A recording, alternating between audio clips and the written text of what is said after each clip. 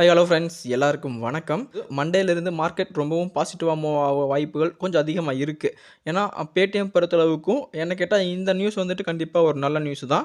So இதுக்கப்புறமா வந்துட்டு கொஞ்சம் கொஞ்சமாக ரெக்கவர் அப்படிங்கிறத கொடுப்பாங்க அப்படிங்கிற நம்பிக்கை வந்துட்டு இப்போ ஒரு ஒரு 30% வந்திருக்கு அப்படிங்கிற மாதிரி கண்டிப்பாக சொல்லலாம்.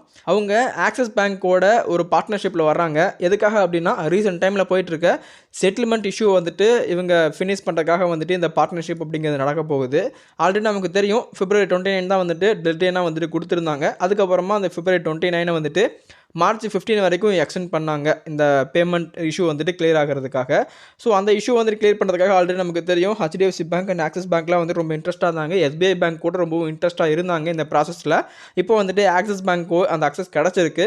ஸோ இவங்களோட ட்ரான்சாக்ஷன் ஃபுல்லாக வந்துட்டு ஆக்சிஸ் பேங்க்கை வந்துட்டு கன்வெர்ட் பண்ண போகிறாங்க. ஒரு தேர்ட் பார்ட்டி பேங்க்காக வந்துட்டு இப்போ ஆக்சிஸ் பேங்க் தான் செயல்பட போகிறாங்க. ஸோ இந்த மணி கண்ட்ரோல் கொடுத்த செய்தியின் அடிப்படையில் வந்துட்டு March 15 அப்புறமும் வந்துட்டு நீங்கள் Paytm sound boxes, Paytm QR கோட்ஸஸ் எல்லாம் வந்துட்டு யூஸ் பண்ணலாம் அப்படிங்கிற மாதிரி சொல்லியிருக்காங்க. ஸோ நிறைய ஸ்டோர்ஸில் வந்துட்டு இன்னும் பேடிஎம் சவுண்ட் பாக்ஸஸ் எல்லாம் இருக்குது. அது மூலமாக நிறைய வணிகங்கள் வந்துட்டு தொடர்ந்து நடந்துகிட்டு தான் இருக்குது. ஸோ அவங்களோட இந்த இன்கன்வீனியன்ஸ் வந்துட்டு பார்க்குறதுக்காக இந்த ஒரு அப்டேட் வந்திருக்கான வாய்ப்புகள் ரொம்ப ரொம்ப அதிகமாக இருக்குது. அது மட்டும் இல்லாமல் நேற்று ஸ்டாக் வந்துட்டு ஒரு 5% பக்கம் இம்ப்ரூவ்மெண்ட் அப்படிங்கிறத கொடுத்தது நம்மளால் பார்க்க முடிஞ்சிச்சு. ஸோ அது மூலமாக இந்த ஸ்டாக்குக்கு ஒரு ரெக்கவரி அப்படிங்கிற நடக்குமா அப்படின்னா கண்டிப்பாக இது வெயிட் பண்ணணும். அவ்வளோ சீக்கிரம் வந்து நம்ம முடிவெடுக்கக்கூடாது. இது வந்துட்டு ஒரு டெம்பரரியான ஒரு சொல்யூஷன் படி தான் கொடுத்துருக்காங்க. ஏன்னா இங்கே ஹெட்லைனே பாருங்கள், ஒரு செட்டில்மெண்ட் ப்ராசஸ்க்காக மட்டும்தான் இப்போதைக்கு அந்த பார்ட்னர்ஷிப் அப்படிங்கிறது கண்டினியூ ஆக போகுது. ஸோ ஃபர்தராக ஃபியூச்சரில் வந்துட்டு இவங்களே வந்துட்டு இந்த பேடிஎம் பேமெண்ட் அக்கௌண்ட்ஸை வந்துட்டு ஃபுல்லாக டேக் ஓவர் பண்ணாங்க அப்படின்னா கண்டிப்பாக நம்ம ஒரு ரெக்கவரி அப்படிங்கிறத நம்ம எடுக்கலாம். இப்போதைக்கு வந்து நியூஸில் மைண்டில் வச்சுக்கோங்க. கண்டிப்பாக இது ஒரு நல்ல ஒரு இனிஷியேட்டிவ் தான் பேமெண்ட் பேங்க் பொறுத்தளவுக்கும். ஸோ பேடிஎம் கொஞ்சமாக ரெக்கவராக ஆரம்பிச்சிட்டாங்களா அப்படிங்கிற மாதிரி ஒரு கொஸ்டின் வந்தாலும் கொஞ்சம் வெயிட் பண்ணுறது நல்லது அப்படிங்கிற மாதிரி தான் எனக்கு தோணுது. ஸோ வெயிட் பண்ணுங்கள். வெயிட் பண்ணிவிட்டு அதுக்கப்புறமா நீங்கள் முடிவு பண்ணுங்கள், சரிங்களா? ஸோ இந்த நியூஸ் பொறுத்தளவுக்கும் ஓரளவுக்கு ஒரு ரெக்கவர் நியூஸ் மாதிரி தான். ஆனால் இன்னும் வந்துட்டு ப்ராப்ளம் சால்வ் ஆயிடுச்சா அப்படின்னு கேட்டால் கண்டிப்பாக இல்லை. இன்வெஸ்டிகேஷன் அப்படிங்கிறது போயிட்டு தான் இருக்குது.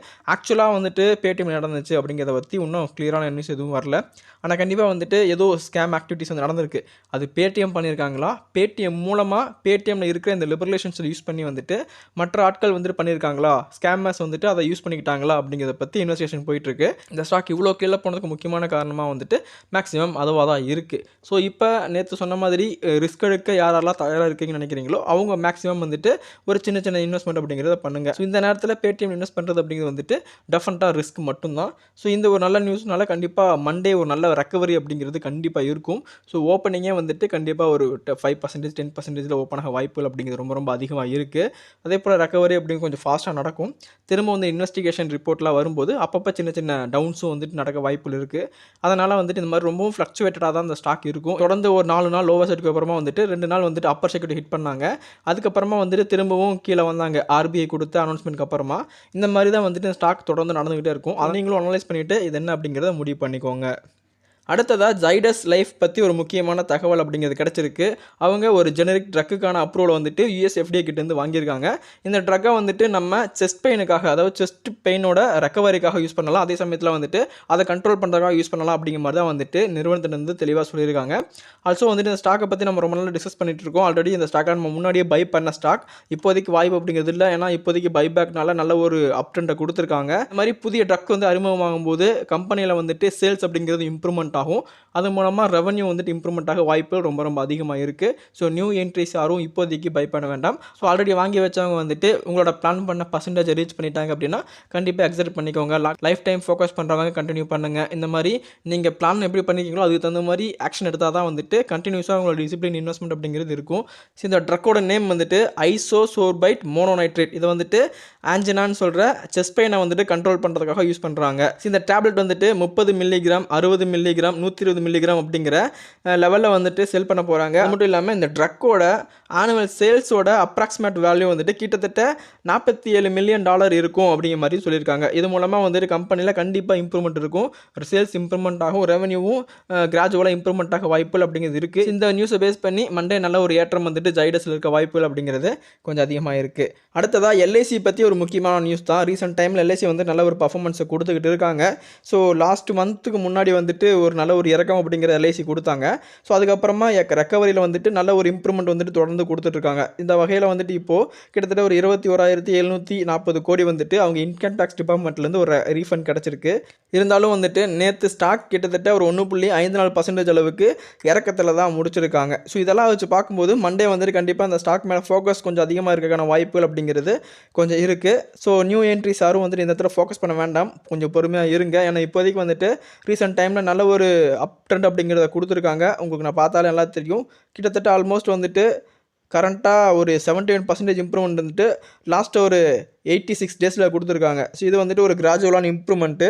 எலெக்ஷன் வரும்போது ஸ்டாக் ஒரு ரியாக்ஷன் எப்படி இருக்குது அப்படிங்கிறத பார்த்துட்டு இதில் என்டர் ஆகலாமா வேண்டாமா அப்படிங்கிற முடிவை நம்ம எடுக்கலாம். அது வரைக்கும் கொஞ்சம் பொறுமையாக இருங்க, ஓகேங்களா? அடுத்ததாக டாடா பவருக்கு வந்துட்டு ஆர்இசியோட சப்சிடரியான REC power development and consultancy லிமிடெட்லேருந்து ஒரு இன்டென்ட் லெட்டர் வந்திருக்கு. இவங்களோட ஜால்புரா குர்ஜா பவர் டிரான்ஸ்மிஷன் யூனிட்டை வந்துட்டு இவங்க அக்வயர் பண்ணுறதுக்கான ப்ரொப்போசல் அப்படிங்கிறத கொடுத்துருக்காங்க. இந்த நியூஸ் வந்துட்டு மணி கண்ட்ரோலில் நமக்கு கிடச்சிருக்கு.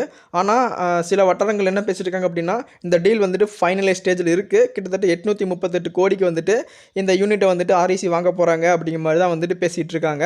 ஸோ என்ன அப்படிங்கிறத நம்ம கூடிய சீக்கிரம் பார்க்கலாம், ஓகேங்களா? அது மட்டும் இல்லாமல் ரீசெண்ட் டைமில் தான் டாடா பவருக்கு வந்துட்டு டாடா கம்யூனிகேஷன்லேருந்து கிட்டத்தட்ட 105 கோடி மதிப்பிலான 18.75 மெகாவாட் கெப்பாசிட்டி சோலார் பிளானட்டை மகாராஷ்டிராவில் அமைக்கிறதுக்கான ஒரு ஆப்பர்ச்சுனிட்டி அப்படிங்கிறது கிடச்சிச்சு. ஸோ தொடர்ந்து வந்துட்டு டாடா பவர் மேலே நியூஸ் வந்திருந்தாலும் ரீசெண்ட் டைமில் வந்துட்டு நல்ல ஒரு இறக்கம் தான் கொடுத்துட்ருக்காங்க. அதுக்கு முக்கியமான காரணம் வந்துட்டு பெரிய பெரிய அனலிஸ்ட் எல்லாருமே டாடா பவருக்கு வந்துட்டு டவுன் கிரேட் தான் கொடுத்துருக்காங்க. கொஞ்சம் எக்ஸ்பென்சிவாக இருக்காங்க அப்படின்னு சொல்லி டார்கெட் பூரா குறைச்சிருக்காங்க. அதனால் வந்துட்டு ரீசெண்டாக வந்து டாடா பவர் கொஞ்சம் இறங்கு வரிசையில் தான் இருக்குது. ஸோ கண்டிப்பாக ரெக்கவரி அப்படிங்கிற கொடுக்க ஸ்டார்ட் பண்ணுவாங்க. ஏன்னா அவங்களோட பைப்லைனில் வந்துட்டு ஏகப்பட்ட ப்ராஜெக்ட்ஸ் வந்துட்டு இன்னும் இருக்குது அப்படிங்கிறதுனால கொஞ்சம் நம்ம பொறுமையாக தான் இருக்கணும், ஓகேங்களா? ஏன்னா நம்ம இந்த ஸ்டாக்கை ஃபோக்கஸ் பண்ணது மேக்ஸிமம் நமக்கு தெரியும் 238 ரூபா, 230, 190 அந்த மாதிரி ரேஞ்சில் நம்ம இதை ஃபோக்கஸ் பண்ணோம். அப்போ இருந்து நல்ல ஒரு அப்டெண்ட்டை கொடுத்துருக்காங்க. நம்ம நல்ல ஒரு ப்ராஃபிட் இருக்கிறனால இதில் எக்ஸிட்டோ இல்லை நியூ என்ட்ரியோ கன்சிடர் பண்ண வேண்டாம் இப்போதைக்கு அப்படிங்கிறது என்னோட ஒரு ஒப்பீனியன். ஸோ நீங்கள் அனலைஸ் பண்ணிவிட்டு உங்களுக்கு ஓகேவாக இருந்துச்சுன்னா நீங்கள் பை பண்ண ட்ரை பண்ணுங்கள். அதுவும் சின்ன சின்ன அமௌண்ட்டாக பை பண்ணுங்கள். ஒரேடியாக பெரிய அமௌண்ட் இன்வெஸ்ட் பண்ண வேண்டாம். இந்த மாதிரி குறைய வந்துட்டு சின்ன சின்ன அமௌண்ட்டாக நீங்கள் ஆவரேஜ் பண்ணிங்க அப்படின்னா ஃபர்தராக ஒரு நல்ல ஒரு அப்டெண்ட் கொடுக்கும்போது உங்களுக்கு நல்லா ப்ராஃபிட் இருக்கும். ஏன்னா ஃபர்தராக வந்துட்டு திரும்பவும் ஒரு கன்சல்டேஷனில் மூவ் ஆகிட்டு இருக்காங்க. எவ்வளோ நாளைக்கு வந்து ஸ்டேஜில் இருப்பாங்க அப்படிங்கிறது கண்டிப்பாக தெரியாது. அதனால் நம்ம வந்துட்டு நம்மளோட இன்வெஸ்ட்மெண்ட்டை டிசிப்ளினாக பண்ணும்போது இந்த மாதிரி ஸ்டாக் மேலே போகும்போது ரொம்ப ரொம்ப யூஸ்ஃபுல்லாக இருக்கும், ஓகேங்களா? ஸோ என்னோட ஒரு ஒப்பீனியன் என்ன பார்த்தீங்க அப்படின்னா இது வரைக்கும் நீங்கள் டாடா பவர் கன்சிடரே பண்ணலை அப்படிங்கிற சுச்சுவேஷனில் வந்துட்டு இப்போ நீங்கள் கன்சிடர் பண்ணுங்கள். ரொம்ப லோ ப்ரைஸில் அதை கன்சிடர் பண்ணியிருக்கேன் அப்படின்னு ஃபீல் பண்ணீங்க அப்படின்னா மறுபடியும் இந்த ஸ்டாக்கை வந்துட்டு இந்த இடத்துல அக்குமுலேட் பண்ண வேண்டாம், பொறுமையாக இருங்க. இன்னும் வந்து கீழே வந்தால் நம்ம அக்குமுலேட் பண்ண ஸ்டார்ட் பண்ணலாம் அப்படிங்கிறது என்னோட ஒப்பீனியன். இது வரைக்கும் நீங்கள் இந்த ஸ்டாக்கை வாங்கவே இல்லைனா மட்டும் சின்ன சின்ன அக்குமுலேஷன் வந்து இப்போ ஸ்டார்ட் பண்ணுங்க அப்படிங்கிறது தான் நான் சொல்கிறேன், ஓகேங்களா? ஸோ அடுத்ததாக வந்துட்டு ஆயில் ப்ரைஸஸ் எல்லாம் குறையக்கான வாய்ப்புகள் இருக்கிறதா வந்துட்டு நியூஸ் கொடுத்துருக்காங்க மணி கண்ட்ரோலில். ஃபெடரல் ரிசர்வ் வந்துட்டு ஸோ ரொம்ப சீக்கிரமாகவே வந்துட்டு ரேட் கட்டிங் அப்படிங்கிறத ஸ்டார்ட் பண்ண போகிறாங்க, இன்ட்ரெஸ்ட் கட். இது நடந்துச்சுன்னா கண்டிப்பாக ஆயில் டிமாண்டுக்கு வந்து ஒரு பாசிட்டிவான ஒரு நியூஸாக இருக்கும். இது மூலமாக வந்துட்டு பிரெண்ட் க்ரூட் வந்துட்டு கிட்டத்தட்ட 1% அளவுக்கு குறைய வாய்ப்பு இருக்குது. ஸோ பேரலுக்கு நமக்கு கிட்டத்தட்ட $82 கிடைக்கான வாய்ப்புகள் அதிகமாக இருக்கிறதா சொல்கிறாங்க. அதே மாதிரி வந்துட்டு வெஸ்ட் டாக்ஸஸ் வந்துட்டு கிட்டத்தட்ட 0.7% குறையக்கான வாய்ப்புகள் இருக்குது. பேரலுக்கு நமக்கு $77.52 கிடைக்கிற வாய்ப்புகள் அப்படிங்கிறது கொஞ்சம் அதிகமாக இருக்கிற மாதிரி தான் வந்து நியூஸில் சொல்லியிருக்காங்க. ஸோ இந்த இன்ட்ரெஸ்ட் கட்டில் வந்துட்டு ஒரு சின்ன அளவுக்கு குறைச்சா கூட இது மூலமாக அதிகமாக பயன்பெறுவதற்கான வாய்ப்புகள் அப்படிங்கிறது ரொம்ப அதிகமாக இருக்குது. So paint companies, tyre companies, இந்த மாதிரி கம்பெனிஸ் வந்துட்டு டெஃபினட்டாக டேரெக்டாக வந்துட்டு அதை பயனை வந்துட்டு அடைய வாய்ப்புகள் அப்படிங்கிறது ரொம்ப ரொம்ப அதிகமாக இருக்குது. ஒருவேளை உங்களுக்கு அந்த லிஸ்ட் ஆஃப் ஸ்டாக்ஸ் வேணும்னா அதையும் நீங்கள் கமெண்ட்டில் சொல்லுங்கள். அந்த மாதிரி எந்தெந்த இண்டஸ்ட்ரி வந்துட்டு இதனால் பயன்பெறுமோ அதுக்கான வீடியோ வந்துட்டு அனலைஸ் பண்ணி ஒரு வீடியோவாக வந்துட்டு உங்களுக்கு மேக் பண்ணி கொடுக்க நான் ட்ரை பண்ணுறேன், ஓகேங்களா? அடுத்ததாக ஜைடஸ் போலவே லூபின்க்கும் வந்துட்டு யூஎஸ் எஃப்டிஏ கிட்ட இருந்து ஒரு ட்ரக்குக்கான அப்ரூவல் கிடச்சிருக்கு. அந்த ட்ரக் என்ன அப்படின்னு பார்த்தீங்கன்னா ப்ரெக்னன்சி ப்ரிவென்ஷன். ஸோ இந்த ஜெனரிக் மெடிசனோட பேர் என்ன அப்படின்னு பார்த்தீங்கன்னா மின்சோயா அப்படின்னு குறிப்பிட்டிருக்காங்க. ஸோ இந்த ட்ரக்குக்கும் வந்துட்டு மார்க்கெட் வேல்யூ கிட்டத்தட்ட $42 மில்லியன் பர் ஆனம் அப்படிங்கிற மாதிரி இருக்குது. ஸோ ஃபர்தராக வந்துட்டு லூபினுக்கும் நல்ல ஒரு ரெவன்யூ இதன் மூலமாக ஜென்ரேட் ஆக வாய்ப்புகள் அப்படிங்கிறது ரொம்ப ரொம்ப அதிகமாக இருக்குது. ஸோ இந்த ஸ்டாக்கை பற்றி நம்ம ஒரு 4 days பிஃபோர் டிஸ்கஸ் பண்ணோம் அப்படின்னு நினைக்கிறேன். ஸோ கண்டிப்பாக வந்து வெயிட் பண்ணுங்கள். நல்ல ஒரு இறக்கம் அப்படிங்கிறது இந்த பங்கில் நமக்கு வரும்போது நம்ம இந்த பங்கை வந்துட்டு ஃபோக்கஸ் பண்ண ட்ரை பண்ணலாம். நல்ல ஒரு ஹையரான வேல்யூ இருக்காங்க. ஆல்ரெடி இந்த ஸ்டாக்கை நீங்கள் உங்கள் போர்ட்ஃபோலியோ வச்சிருக்கீங்க அப்படின்னா ஸோ ஹோல்ட் பண்ணிக்கோங்க. நியூ என்ட்ரி வந்து கொஞ்சம் வெயிட் பண்ணுங்கள் அப்படிங்கிறதான் என்னோட ஒப்பீனியன். அடுத்த ஒரு கிரேசியான ஐபிஓ வரப்போகுது. அதாவது அடல்ட் கண்டென்ட் ஸ்ட்ரீமிங் ஆப்பான உள்ளூர் டிஜிட்டல் வந்துட்டு ஐபிஓக்குள்ளே வர்றாங்க, எஸ்எம்இ ஐபிஓக்குள்ளே. கிட்டத்தட்ட அவங்களோட ரெவென்யூ பார்க்கும்போது ரொம்ப ரொம்ப ப்ராமிசிங்கா இருக்குங்க. கிட்டத்தட்ட ரெவென்யூன்னு பார்க்கும்போது கரண்ட்டா 93.1 கோடி ரெஜிஸ்டர் பண்ணியிருக்காங்க. இதே ஃபினான்ஷியல் 2022ல வந்துட்டு வெறும் 46 கோடி தான் வந்துட்டு இவங்க ரெஜிஸ்டர் பண்ணியிருந்தாங்க. நெட் ப்ராஃபிட்டும் ஆல்சோ வந்துட்டு கரண்ட்டா 15.1 கோடி ரெஜிஸ்டர் பண்ணியிருக்காங்க. இதே 2022 ஃபினான்ஷியல் இயர்ல கிட்டத்தட்ட 3.9 கோடி தான். ஆல்சோ வந்துட்டு கிட்டத்தட்ட டபுள் த டைம்ஸ் வந்துட்டு ப்ராஃபிட் இம்ப்ரூவ்மெண்ட் ஆயிருக்கு.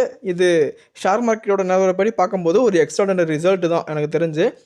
கம்பெனி வந்துட்டு இஷ்யூ பண்ண போகிறது எல்லாமே ஃப்ரெஷ் இஷ்யூஸ் தான். கிட்டத்தட்ட 62,62,800 ஷேர்ஸை வந்துட்டு இவங்க விற்பனை செய்ய போகிறாங்க. இதுக்கான டிஹெச்ஆர்பி வந்துட்டு இன்றைக்கி ஃபைல் பண்ணியிருக்காங்க. ஸோ இன்றைக்கி அப்படின்னா நேற்று வந்துட்டு ஃபைல் பண்ணியிருக்காங்க. நியூஸ் வந்து இன்றைக்கி கிடச்சிருக்கு. நம்ம வந்துட்டு இதை கிளியராக வாட்ச் பண்ணணும். ஸோ இந்த ஐபிஓ வந்துட்டு கண்டிப்பாக நீங்கள் அப்ளை பண்ணுவீங்களா அப்படிங்கிறத பற்றி மறக்காமல் கமெண்ட்டில் சொல்லுங்கள். எஸ்எம்இ ஐபிஓ அப்படிங்கிறதுனால வந்துட்டு இன்வெஸ்ட்மெண்ட் கொஞ்சம் அதிகமாக தேவைப்பட வாய்ப்புகள் அப்படிங்கிறது ரொம்ப அதிகமாக இருக்குது. ஸோ எனக்கு கிடைக்கிறதுக்கான வாய்ப்புகளும் கொஞ்சம் கம்மியாக தான் இருக்குது. ஏன்னா இவங்களோட ரிசல்ட் வந்து கொஞ்சமே நல்லாவே ப்ராமிசிங்காக தான் இருக்குங்க. நல்ல ஒரு ரிசல்ட் கொடுத்துருக்காங்க. ப்ரொமோட்டர் கிட்டத்தட்ட 95% ஸ்டேக் அப்படிங்கிறது இருக்குது. ஸோ ஆஃப்டர் லிஸ்டிங் அப்புறமா எவ்வளோவா மாறப்போகுது அப்படிங்கிறத பற்றி எல்லாமே வந்துட்டு இவங்க ஃபுல் டீட்டெயிலும் கொடுப்பாங்க. இப்போதைக்கு வந்து நியூஸ் வந்துட்டு இவ்வளோ தான் கிடச்சிருக்குங்க. இதோட ஐபி ஓப்பன் டேட் எப்போ, க்ளோஸ் டேட் எப்போ, லிஸ்டிங் எப்போ அப்படிங்கிறத பற்றி இன்னும் அஃபீஷியல் அனௌன்ஸ்மெண்ட் அப்படிங்கிறது வரல. இந்த நியூஸ் வந்துச்சு அப்படின்னா கண்டிப்பாக நான் இன்டெப்த்தாக அனலைஸ் பண்ணி உங்களுக்கு சொல்கிறேன் இது ஒர்த்தா இல்லையா அப்படிங்கிறத பற்றி.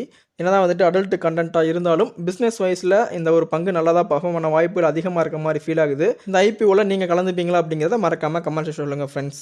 ஓகே ஃப்ரெண்ட்ஸ், இன்றைக்கி உங்கள்கிட்ட என்னெல்லாம் பேசணும்னு நினச்சனோ அது எல்லாத்தையுமே ரொம்ப கிளியராக எக்ஸ்பிளைன் பண்ணி அப்படி நம்புகிறேன். இந்த வீடியோ கண்டிப்பாக உங்களோட போர்ட்ஃபோலியோ மேனேஜ் பண்ணுறதுக்கு ஏதாச்சும் ஒரு விதத்தில் உதவும் அப்படிங்கிற நம்பிக்கை எனக்கு இருக்குது. இந்த வீடியோ உங்களுக்கு பிடிச்சிருந்தா மறக்காமல் லைக் பண்ணிக்கோங்க. இந்த வீடியோ பற்றின கருத்துக்கள் வந்துட்டு மறக்காமல் கமெண்ட்டில் சொல்லுங்கள். மீண்டும் ஒரு இன்ட்ரெஸ்டிங்கான வீடியோவில் மீட் பண்ணலாம் ஃப்ரெண்ட்ஸ். தேங்க்ஸ் ஃபார் வாட்சிங்.